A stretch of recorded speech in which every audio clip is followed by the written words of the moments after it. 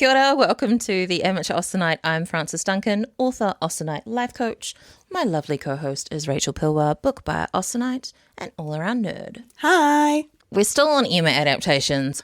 Today I'm going to be telling Rachel about a book adaptation, continuation, probably more accurate, called Mrs Elton in America.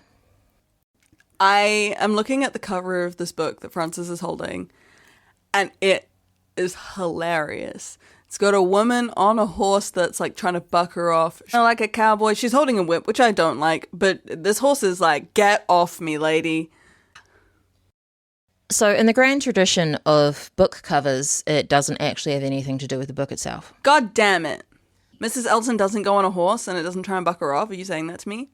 So the cover is called Rodeo Rider from 1908 by W. Herbert Dunton. And thus, Mrs. Elton should also be a rodeo rider. Sadly, she is not. That's lame. Tell me more about this book. What is Mrs. Elton doing in America? So this is actually 3 stories in one. It's not as bad as I thought it would be. You need to bear in mind that no one is ever the villain of their own story. I hate that. They're always the villain in someone else's. I'm a villain in many people's stories. I'm potentially a villain in people's stories too. Like all of our listeners. Fuck you guys. Do you really want to alienate our listeners? No, I love you listeners, except for my coworker Marcus, who I know listens to this all the time. Suck it. Suck it, Marcus. I was lent this book by Emma Dunning, who will be the alternate co-host on our next season, Sense and Sensibility. Woo! Partly to help me with the book that I am writing. So this book has been on my TBR for a while. I've been avoiding it because I hate Mrs. Elton, one. She sucks. And 2, the concept sounds terrible, which honestly is usually a selling point for me. I vibe with that. The complete Mrs. Elton from the pen of Diana Burchill. There's The Courtship of Mrs. Elton, In Defense of Mrs. Elton, and Mrs. Elton in America. In Defense of Mrs. Elton was written first. Okay. So it originally appeared in an online serial for 2 Jane Austen literary lists. Trying to dredge up something positive to say about Mrs. Elton? Impossible. Diana Burchill, why do you have such a hard-on for Mrs. Elton? The difficulty of these 3 stories being written separately and then put together is that any character development doesn't actually carry across the stories. Okay. In Defense of Mrs. Elton, you get to see Mrs. Elton coming to Highbury from her perspective. I just want people to like me and I'm trying maybe a little bit too hard and coming off on the wrong foot. You can kind of see that, except that Austen explicitly tells us that's not what's happening. Yep. But you can understand she and Emma kind of come to a bit where they're kind of comfortable with each other in that bit. But then in Mrs. Elton in America, that's all kind of forgotten. They've gone back to their adversary, and Emma is portrayed as a really petty character. The first story, The Courtship of Mrs. Elton, is very short and kind of sad. The women need to get married and how desperate it is for them and the lengths that they will go to. She goes to visit a friend that is more like a friend that she pays to help her find men. Oh, that's sad. Yeah, and the other characters, there are 2 sisters. The younger sister got engaged before her older sister, so she's just bitchy about everything. I'm engaged and you guys aren't. The women turning against each other is not fun. You get to see her and Mr. Elton get together quite quickly. We got the impression from the novel that they both wanted to get married and then they found someone, and they did, so that's great. It makes sense. So the first 2, The Courtship and In Defense of Mrs. Elton, are both quite short. The Mrs. Elton in America is double the size of the other 2. Oh, wow. I need to know, where in America is she? Why is she there? Mrs. Elton, despite supposedly having grown, continues to be Mrs. Elton and wants everything to be very fancy and therefore has spent all her husband's money. So they go to America. She was the one with money. Well, he did have a little bit of money. So they go to America to be missionaries, always a problematic word, and to kind of live at less expense and rent out their house while they're there to hopefully make some money. And it's super problematic. Diana Birchall has obviously done a lot of research and wants to show you a lot of early America, and she does a great job at that, but it's very depressing. Mrs. Elton does not enjoy it. She's not treated well. And some people might be like, yeah, Mrs. Elton doesn't deserve to be treated well, but it's really uncomfortable. The situations that they end up in are not good. Things are not nice. And there's this weird dichotomy of the Americans being like, we're all egalitarian and much better than the English, and we do stuff better than the English, except that we have slaves and we want to kill the indigenous people and take all their land. And also women aren't even equal here. They have less standing here than they do in England, but we're better than England. She would have the worst time because they were very anti-English. Literally, this is post-revolution. They've had a few years to settle in to running their own country. They would still have a lot of people still seeing the British as hostile. And so to have these two people come over, one of whom is a woman who has always been very high and mighty and thought really well of herself, to suddenly go into this almost just the dichotomy of situation. She's gonna be treated terribly. She's not going to have any of the nice things that she would have had at home, especially if she spent all the money. They're going to be living in less than standard conditions. If she's going to mention Maple Grove and no one's going to know what the hell that is, and people still had religion, but are people going to want to listen to a British guy talk about it? La la la. If you cut away Jane Austen's editorial perspective, Mrs. Elton's behaviour was open to a more sympathetic interpretation.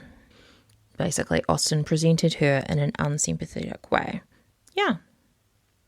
While treating Emma tenderly. Yeah, the difference is in this novel, Emma comes off as pretty petty. Emma does have some petty moments in the originals. Emma is the protagonist, but we do still see her flaws. She's not perfect. As long as this book can do the same with Mrs. Elton, where yes, she's the protagonist and maybe we see her in a more positive light, but as long as she is still shown to have flaws. She is, but I still feel like we never actually get any closer to knowing Mrs. Elton. The book still holds her at a distance. But then what's the point? Augusta would be a really interesting character to know more about her past and where she's come from and where she's going. If you're not going to really get into the nitty-gritty of this life that she's living now, yeah. In the first part, she's 25 and kind of desperate to marry. Shit, I'm 28. Oh God, what am I doing? And there's a good sum up of their relationship. It was such a perfect case of like marrying like. That the most elevated love between two pure souls could be no perfectly matched, blah. They both had a strong mutual wish for matrimony, and they each found a partner who could benefit them. They both wanted to better themselves. So why not? That's a really good sum up of their relationship. Our neighbours are apt to feel inferior. They're country people. They're not used to the elegancies of town. Wait, that's Mrs. Elton saying that. People don't tend to move far away from home. Mr. Elton says to Mrs. Elton, they do not mix with the fashionable world. They will stare to find a lady of fashion like you among them. My brain skips to the image of the orange dress she wears in the 2020 adaptation. So Diana Birchall has pulled a lot from other Austen novels in some of the wording. The start of the In Defence of Mrs. Elton starts off with Augusta Hawkins was neither handsome, clever, nor rich, and had lived 25 years in the world with a good deal to vex and distress her. Which is just the opposite of the opening for Emma, the novel. I just had to double check because it seems like the start of the courtship of Mrs. Elton, but it is In Defence of Mrs. Elton. Question. I assume Diana Birchall is American. That wasn't a question, sorry. But is she American?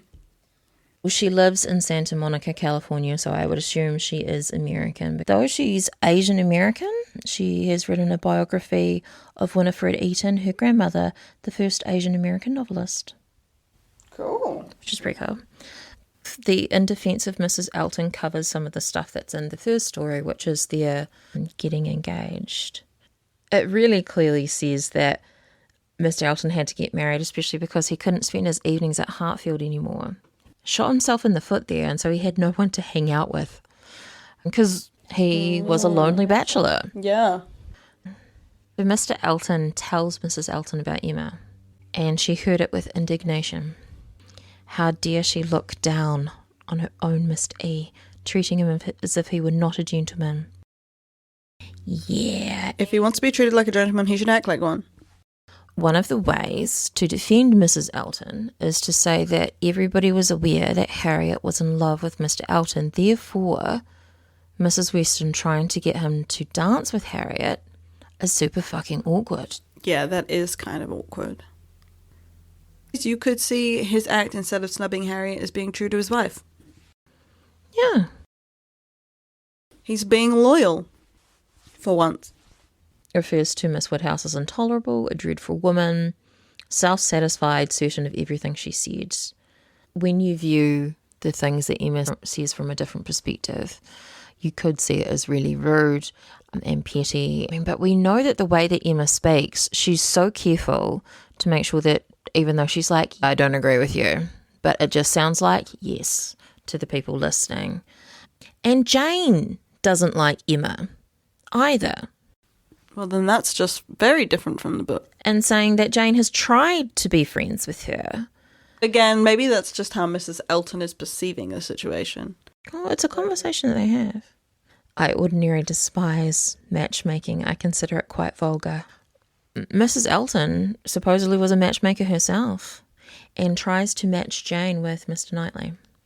I think Jane and Knightley would have made a good pair. I know, I think so too. And also Mrs. Elton's like, maybe she'll be into Frank Churchill instead.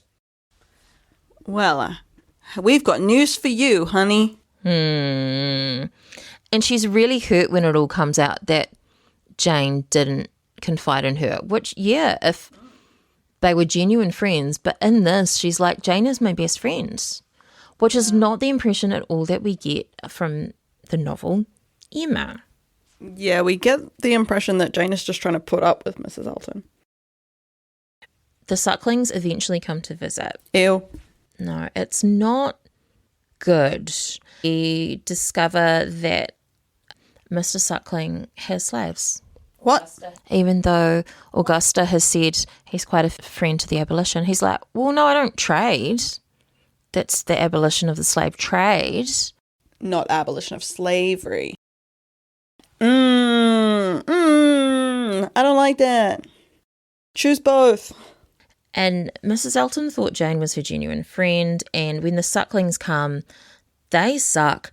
And Emma actually feels really sorry for her. Mrs. Elton calls her first child her caro bambino. Like her caro sposo, her caro bambino. Hilarious. Mr. Suckling says, I would wish to abolish the slave trade, a degrading business, but those who are already slaves may doubtless be used with impunity. Ladies don't understand these things. How could a woman understand? Selena, Mrs. Elton's sister, is kind of dismissive of Mrs. Elton too. You wouldn't understand stuff. You're just a vicar's wife. She's described as selfish and haughty. And Emma's like, I feel sorry for her. I never thought I would feel sorry for her. But then it just crumbles in the next book. Like, they obviously weren't written to be put together, but then they were, because they're all on the same thing, and it kind of ruins the stuff. Yeah, the reason that the Eltons have to go to America is because Mrs. Elton's like, no, but we must do this grand thing and this grand thing, and they spend all their money making the vicarage really nice. And she reckons it's now nicer than Hartfield. Oh, so that's why she spent all their money, in order to try and be more oppressive than her nemesis. She always compares to Maple Grove. But I'm like, after your sister was such a bitch, why would you not just drop it? Yeah, you'd think so. You'd think so. And Mrs. Elton does a thing where she tries to get her husband to comfort her, and he does a little bit, and then she waits for more. But it doesn't happen. Like, he's moved on to something else. And you're like, you actually feeling sorry for her? I mean, yes, she spent money ridiculously, but also you can't just be like, oh, it's all her fault when you both have to approve the money being spent. Yeah, that's a two-person job. It's not entirely clear whether they misunderstood or intentionally misunderstood or may have been intentionally misled about what was going to happen when they go to America. They had false visions. But you know who else had false visions? Literally everybody who moved to America, everybody who moved to New Zealand thinking it was going to be a second chance. Everybody who has been tricked by colonization, that it won't destroy their population, or that going to a new place is going to fix all of their money problems and they're going to have a better life. Every single person was lied to. Yeah. And it does get pretty dark. I kind of enjoyed reading the first two stories in this book. I did not enjoy Mrs. Elton Goes to America. It's pretty miserable the whole way through, and Mrs. Elton has lost any character development that she had. Then she does get it as the book goes on, but it's not a good time, showing how hard it is in colonial places and dealing with slavery and Indigenous peoples being diminished. Really, really awful. Mrs. Elton ends up being a shopkeeper at one point and is actually kind of happy about it. Interesting. Yeah. Try not to spoil too many things. But at one point, Mr. Elton says that he's a minister and that's what he's supposed to be doing, which ignores what the clergy were actually like during this time period. It was not a calling. Yeah. It was just another way to make money, to make your living, and it had never seemed important to him before. There is a lot of difference in the characters from who they are in the novel and from who they could ever possibly be, because we're making them be how they want them to be in this. Yeah. It is going a lot more on the American evangelical kind of thing, and that religious stuff is a calling. And that we all just, God made us all and we're all here for a reason, and this is what he wants us to be doing with our lives. Or she wants us to be doing with our lives. They would never say she. We'll end this recording and then I'll tell you about what actually happens in the book, because I realise I probably shouldn't spoil it. A really interesting study about Mrs. Elton, Mrs. Elton America, which is The Complete Mrs. Elton by Diana Burchill. Give it a go. I'd be interested to see what people think. I have been Frances Duncan. This has been Rachel Power. Bye. Thank you for listening. We wish you happy reading.